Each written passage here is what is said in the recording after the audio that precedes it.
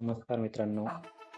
आज आपण ई पीक पाहणी कशी करायची याबद्दल माहिती घेऊया. सगळ्यात पहिले प्ले स्टोअरमध्ये जायचे. प्ले स्टोअरमध्ये तुम्ही ई पीक पाहणी ॲप डाउनलोड करायचं, इन्स्टॉल करायचं.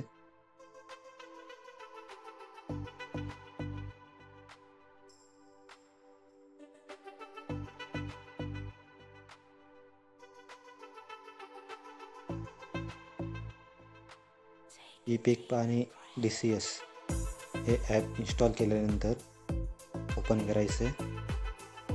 ओपन केल्यानंतर काही परमिशन्स मागेल ते ॲप, त्या परमिशन त्याला द्यायचे.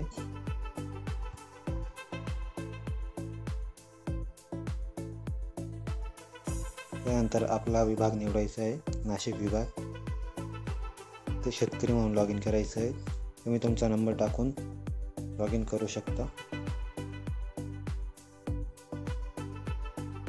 त्यानंतर 4 अंकी संकेतांक तुमच्या मोबाईलवर येईल. त्याने लॉग इन करायचे. नवीन असाल तर नवीन खातेदार नोंदणी करायची.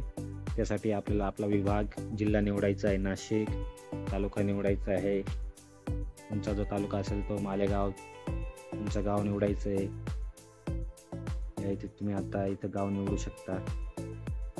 तर तुम्हाला नावाने सर्च करायचं असेल तर नावाने, किंवा गट नंबर माहिती असेल तर गट नंबरने तुम्ही तुमचा शोध घेऊ शकता नावाचा किंवा तुमच्या खात्याचा.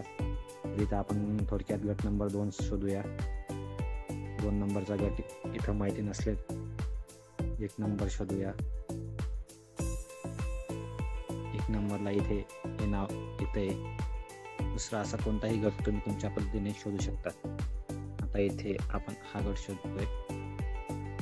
या गटाला खालील नाव देत आपण हे नाव केल्यानंतर नोंदणी झालेली आहे आपली. नोंदणी झाल्यानंतर आपल्याला इथे खातेदार निवडा या बटनावर क्लिक करायचं आहे.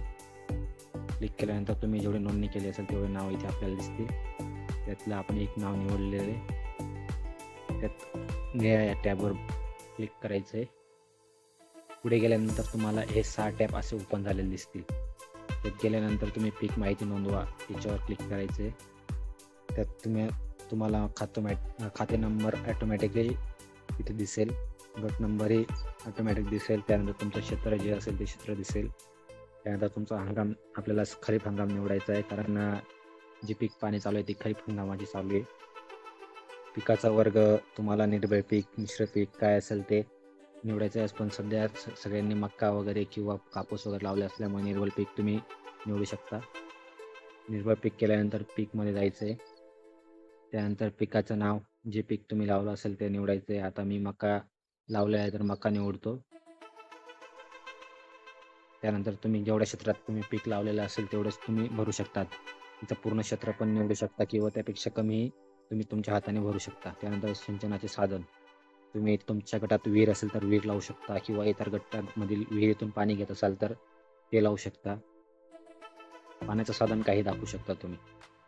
त्यानंतर सिंचन पद्धती, तुम्ही ठिबक सिंचनने केलं आहे, तुषार सिंचन, प्रवाही सिंचन जे असेल ते दाखवा.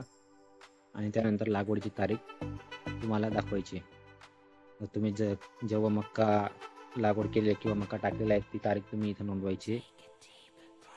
त्यानंतर तुम्हाला इथे खाली एक ऑप्शन दिले, त्याच्यात होय किंवा नाही या बटनावर त्यावर क्लिक करून पुढे क्लिक करायचे.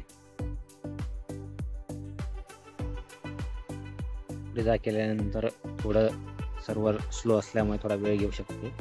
आता आपण ज्या गटात आहोत त्या गटात आपण निवडलेले असल्यामुळे आपल्याला ते ठीक बरोबर माहिती दाखवत आहे. पण जर तुम्ही त्या गटात जर नसणार तर तुम्हाला ते आपण या गटापासून दूर आहात असं नोटिफिकेशन देईल आणि गटात जायला सांगेल. त्यामुळे गटात जाऊन अद्ययावत करायचं आहे आणि त्यानंतर पुढे जायचं आहे. पुढे क्लिक केल्यानंतर तुम्हाला असं इंटरफेस ओपन होईल. त्यात गेल्यानंतर तुम्ही तुमच्या पिकाचे छायाचित्र घेऊ शकता. तर या गटात आपण आलेलो आहे, ठीक आहे केल्यानंतर आपण ह्या मकाचा फोटो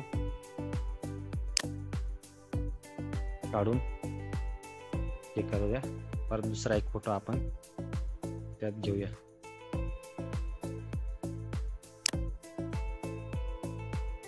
अशा पद्धतीने तुम्हाला पिकाचे फोटो घ्यायचे. पिकाचे फोटो घेतल्यानंतर तुम्हाला या ब्ल्यू टिकवर क्लिक करायचे. क्लिक केल्यानंतर तुमची सर्व भरलेली माहिती तुम्हाला दिसेल. तुमचा गट नंबर, क्षेत्र वगैरे सगळी माहिती दिसेल.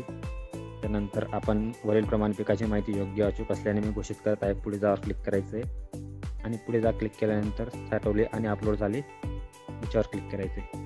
जे तुम्ही तुमची पिकाची माहिती अपलोड केलेली आहे इथे तुम्हाला दिसते. जर तुम्हाला त्यात काही बदल करायचे असेल तर ते तुम्ही इथे बदल करू शकता, किंवा मग तुम्हाला दुरुस्ती करायची असेल किंवा नष्ट करायचं असेल ते तुम्ही या पद्धतीने करू शकता. आणि अशा पद्धतीने आपल्या सातबाऱ्यावर पीक पाहणी ही नोंदवू शकता. आणि ही पीक पाहणी झाल्यानंतर 72 तासात तुमच्या गटावर ही अपडेट होईल आणि 48 तासाच्या आत तुम्ही दुरुस्ती करू शकता. ओके, धन्यवाद.